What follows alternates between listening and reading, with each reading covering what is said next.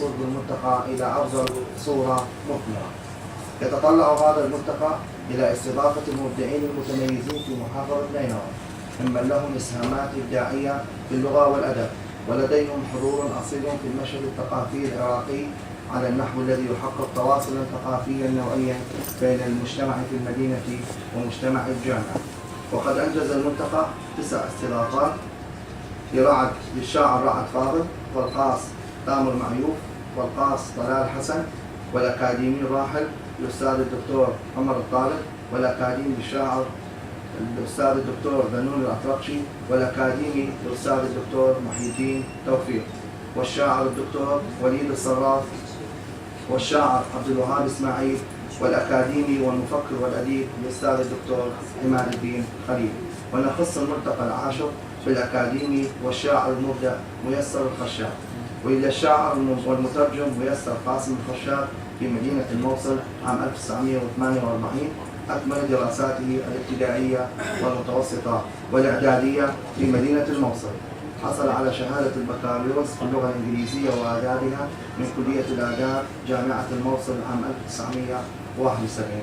عين مدرسا في ثانوية الموصل، ثم في معهد الفنون الجميلة والمعلمين والمعلمات لأكثر من 30 سنة. نشر إنتاجاته الشعرية في مجلات وصحف عراقية وعربية عديدة. ينتمي هذا الشاعر إلى الجيل الشعري في السبعينيات، إذ حمل مع مجموعة من الشعراء رؤية جديدة في التعامل مع القصيدة العربية. كان مسؤولا لمنتدى الأدباء الشباب طلع نينوى عام 1981، عضو اتحاد الأدباء العراقيين والعرب. حصل على شهادة البكالوريوس في القانون من كلية الرماح المسائية عام 2000، ومن ثم حصل على شهادة الماجستير في المسرح الشعري من كلية الآداب جامعة الموصل عام 2004. الدواوين الشعرية: الخروج من الصورة غائبة، مطر، الرؤية، موعد في ساحة التحرير، وسيمفونيات الدرويش. أما المسرحيات فهي أوهام نادر شاه والطائي أبو تمام في دائرة الاتهام. أخرج له الفنان التونسي محمد بن المنجي من إبراهيم مسرحيتي الأسياد والخيوط، وقدمتهما فقط معهد الفنون الجميلة في الموصل. وله ترجمات لإحدى مسرحيات الشاعر الإنجليزي إليوت، ومن الأدب العالمي مشترك، ومن المخطوطات 7 قصص من الأدب العالمي ترجمة، وطفل الضحية أناشيد للأطفال. درس شعره في الرسائل الجامعية مع مجموعة من شعراء الموصل، مثلا الدكتور عبد الغفار عبد الجبار عمر من كلية التربية جامعة الموصل في رسالته للماجستير التي تحولت إلى كتاب بعنوان ألق النص، دراسة في البنى الفنية والموضوعية في شعر الموصل. إذ درس دواوين الشعرية الثلاث من حيث الصورة الشعرية والإيقاع وقصيدة القناع.